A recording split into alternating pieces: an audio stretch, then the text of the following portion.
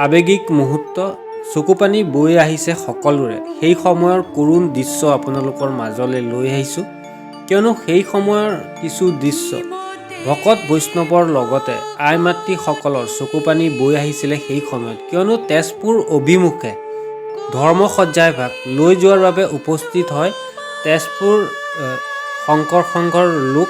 এনেধৰণে আৱেগিকভাৱে তেখেতলোকে ধৰ্মসজ্জাই ভাগ কৰুণ এটা হৃদয়ত পাথৰ ৰাখি আচলতে তেখেতলোকে এনেধৰণে বিদায় দিলে ধৰ্মসজ্জাই ভাগ। যোৰহাট জিলাৰ পৰা তেজপুৰ জিলালৈ বৃহৎ আৱেগিক সময় আছিলে। সেই সময়ৰ কৰুণ দৃশ্য আপোনালোকৰ মাজলৈ লৈ আহিছোঁ, কিয়নো এনে এক দৃশ্য কেতিয়াও আপোনালোকে কল্পনা কৰিব নোৱাৰে, কিয়নো যিসকল বাপ বৈষ্ণৱ আৰু আই মাতৃ আছিলে তাত 3 দিনৰ কাৰ্যসূচীৰ অন্তৰ কিছু দৃশ্য আপোনালোকৰ কাষলৈ লৈ আহিছোঁ, কিয়নো তেখেতলোক আৱেগিক হৈ পৰিছিলে ধৰ্মসজ্জাই ভাগ বিদায় দিয়াৰ সময়ত। কিয়নো 4 দিনে তেখেতলোকে একেলগে থাকি ইজনে সিজনক চিনি নাপায়, তথাপিও ককাই ভাই ভনীৰ নিচিনাকৈ এনেধৰণে আছিল তাত। সেই সময়ত তেখেতলোকে সকলো পাহৰি কষ্ট অনুভৱ নোহোৱাকৈ একত্ৰিত হৈ সকলোৱে সহায় সহযোগৰ লগতে ভকত বৈষ্ণৱৰ লগতে ভক্ত সেৱা কৰি গৈছিলে দিনে নিশাই। কষ্ট অনুভৱ হোৱা নাছিলে।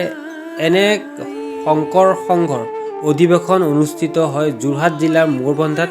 শেষ পৰ্যায়ৰ কৰুণ দৃশ্য, কিয়নো চকুপানী বৈ আহিছিলে সেই সময়ত তেজপুৰ অভিমুখে ধৰ্মসজ্জাই ভাগ লৈ যোৱা কিছু দৃশ্য, লৈ যোৱাৰ সময়ৰ কিছু দৃশ্য আৰু আৱেগিক মুহূৰ্ত বুলি জনাব পাৰোঁ।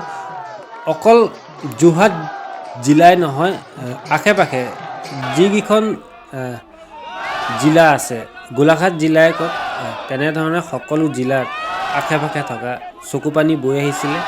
তাত উপস্থিত নাথাকিলেও যিসকল ভিডিঅ'ৰ মাধ্যমে হওক বা যেনেধৰণে যিকোনো মাধ্যমে এক আৱেগিক মুহূৰ্ত হৈ পৰিছিলে, কিয়নো সকলোৰে মনত শ্ৰীমন্ত শংকৰ সংঘৰ জয় জয় নাম আহিছিলে, কিয়নো এক অনুষ্ঠান অনুষ্ঠিত হৈছিলে, এক সুন্দৰ পৰিৱেশ সৃষ্টি হৈছিলে। সেই সময়ত সকলোৰে কষ্ট অনুভৱ নোহোৱাকৈ সকলোৱে সুন্দৰভাৱে সেৱা আগবঢ়াইছিলে।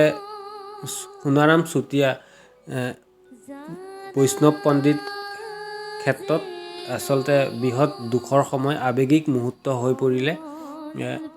চাব পাৰে ভিডিঅ'ৰ জৰিয়তে কেনেধৰণৰ এটা আৱেগিক মুহূৰ্ত, সেই সময়ৰ কৰুণ দৃশ্য চকুলো বৈ আহিছিলে। সকলো বাপ বৈষ্ণৱৰ লগতে আই মাতৃসকলৰ এক আৱেগিকভাৱে তেখেতলোকে ভাগি পৰিছিলে ইজনে সিজনক চিনি নোপোৱাকৈ। একেলগে ককাই ভায়েকৰ নিচিনাকৈ একেখন থালিতে তেখেতলোকে খোৱা বোৱা কৰিছিলে। সকলোকে বিদায় দি তেখেতলোকো নিজৰ ঘৰাঘৰি যাবলৈ প্ৰস্তুত হৈছিলে সেই সময়ত, কিয়নো তেখেতলোকে 3 দিনৰ অন্তত এনে এটা আৱেগিক মুহূৰ্ত আহিলে সকলোকে এৰি তেখেতলোকে এনেধৰণে সেই স্থানৰ পৰা আচলতে যোৰহাট জিলাৰ যি এৰালতলী পথাৰত বৈষ্ণৱ পণ্ডিত সোণাৰাম ক্ষেত্ৰৰ পৰা বিদায় ল'লে সকলো বাপ বৈষ্ণৱে মিলি আৰু আই মাতৃসকলৰ লগতে যিসকল ভক্ত আছিলে সকলোৱে বিদায় ল'লে এক আৱেগিক মুহূৰ্ত।